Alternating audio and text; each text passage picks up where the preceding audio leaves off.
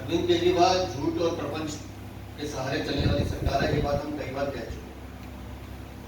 लगातार झूठ बोलना, बार बार झूठ बोलना और कुछ झूठ को सच दिखाने की कोशिश वो ये करते हैं। आज जिस विषय के लिए हम बात कर रहे हैं,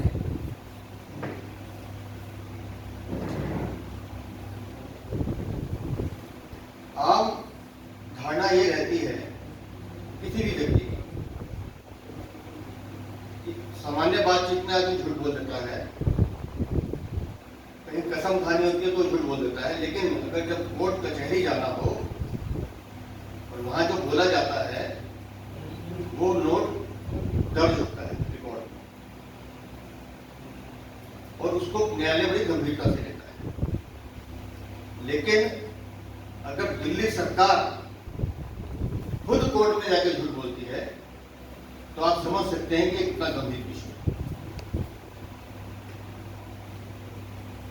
उसके दो उदाहरण मैं आज आपको बताता हूं कि आप छोटे छोटे मामलों में रोज अखबार में झूठ बोलेंगे, रोज आपके मंत्री झूठ बोलेंगे, खबर छप जाएगी, सब देख भी लेंगे।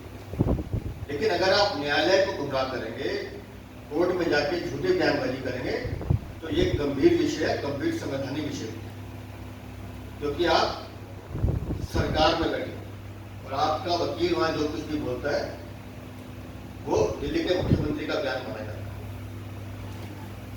आज जो हम पहला झूठ आपको बता रहे हैं,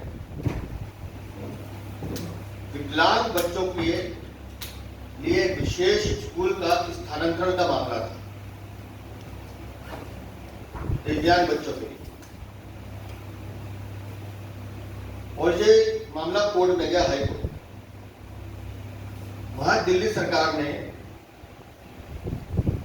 18 नवंबर 2022 तारीख कोर्ट कर दी है, 18 नवंबर 2022 को हाई कोर्ट में कहा कि ये जो दिव्यांग बच्चों से बनने वाले विशेष स्कूल के स्थानांतरण की जो फाइल है, ये उपराज्यपाल महोदय के कार्यालय ऑन रिकॉर्ड है। और 17 फरवरी 2023 को भी जब हाई कोर्ट की डेट पड़ी, तब भी इन्होंने यही बयान कराया, लेकिन ऑन रिकॉर्ड एलजी को फाइल भेजने की तारीख है 28 मार्च 2023। अब आप समझे कि कितना झूठ है। आप नवंबर 2022 में कोर्ट को बता रहे हैं कि हमने फाइल भेज दी, फाइल एलजी ऑफिस में, फिर दोबारा तारीख पड़ती है तो फरवरी 2023 में आप कहते हैं फाइल तो जा चुकी जी, फाइल तो एलजी ऑफिस में पड़ी है। और जब फाइल पर नोटिंग होकर आती है तो एलजी के पास फाइल आती है 28 मार्च 2023। तो आप समझ सकते हैं कि ये वो सरकार है, इतनी झूठी सरकार है, इतनी मक्कार सरकार है, ये आम आदमी को तो लूट ही रही है, साथ साथ कोर्ट को भी झूठा बयान दे रही है। तो बड़ा गंभीर विषय था ये। दिव्यांग बच्चों के लिए स्कूल बनना था, उसके स्थानांतरण का मामला था। मतलब संवेदनाओं की भी हद हो गई, उसको भी आपने शून्य कर दिया। आदमी 50 जगह कुछ भी बोलता होगा, समझ में आता है, राजनीतिक आदमी है, कुछ भी बोल देंगे आपको अखबार में छपने का शौक है, अखबार में विज्ञापन देने का शौक है, लेकिन महाराज कम से कम न्यायालय में तो सच बोलते हैं। तो ये एक उनका झूठ है। दूसरा जो झूठ है, पशु कल्याण बोर्ड पुनर्गठन मामला, पशु कल्याण बोर्ड बनना था, इसमें भी केजरीवाल सरकार ने 14 दिसंबर को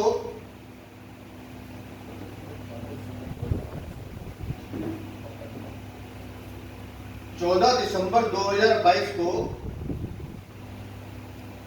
एलजी ऑफिस में फाइल भेजी।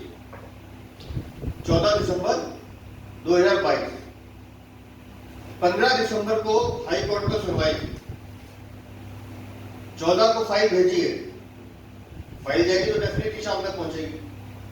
15 को कोर्ट में सुनवाई है और वहां ऑन रिकॉर्ड इन्होंने कहा है कि फाइल तो कई दिनों से एलजी ऑफिस में है जी, वहां से काम नहीं होता। मतलब आप न्यायालय में जाके भी आंखों में आंखें डाल के कैसे झूठ बोल सकते हैं, ये गंभीर विषय है। इसी तरह से दूषित विचारधारा से जन्मी या जिस विचारधारा से उनका पालन पोषण हुआ, इनकी बिजली मंत्री ने पीछे बयान दिया, पावर सब्सिडी खत्म करने के लिए एलजी साहब ने रोक लगाने की कोशिश की। मैं आज बड़ी ईमानदारी से आपके माध्यम से उनसे कहना चाहता हूं, वो एक दस्तावेज दिखाएं जिसमें उपराज्यपाल ऑफिस ने पावर सब्सिडी रोकने की बात की। एक भी फाइल दिखा दे, एक भी कागज दिखा दे। पावर डिस्काउंट में कैसे सुधार हो सकते हैं, कैसे दिल्ली की जनता को बेहतर सुविधा मिल सकती है, इस विषय को लेकर तो बात हो सकती है। लेकिन वो जो झूठा आरोप लगा रही है कि बिजली सब्सिडी खत्म करने की कोशिश की गई है, उसका एक भी कागज दिखा दे।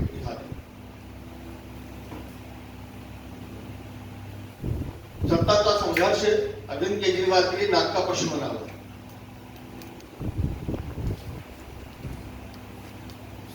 30 करोड़ से ज्यादा रुपए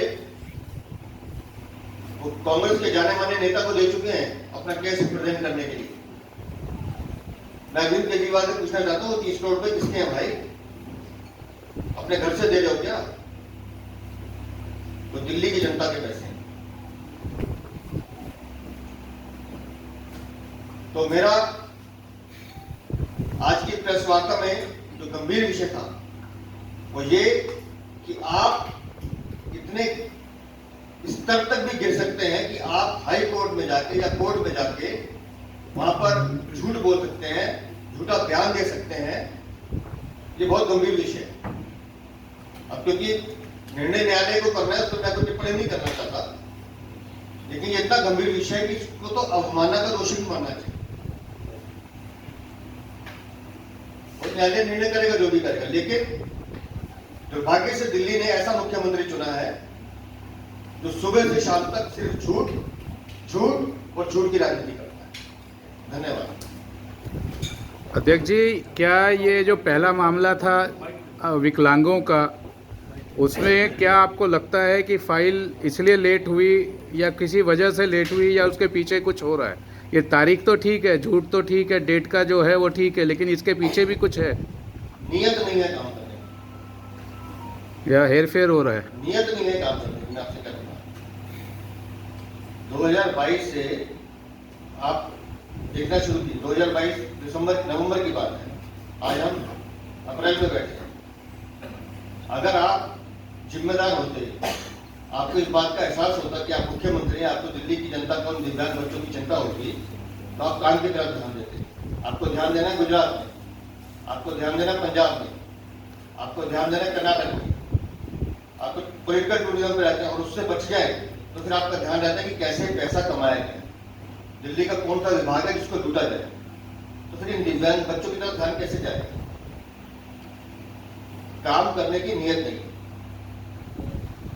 आपको लगता है कि एलजी को भी इस मामले में कोर्ट को स्पष्ट स्थिति बताने की जरूरत है ताकि कोर्ट आगे गुमराह ना हो?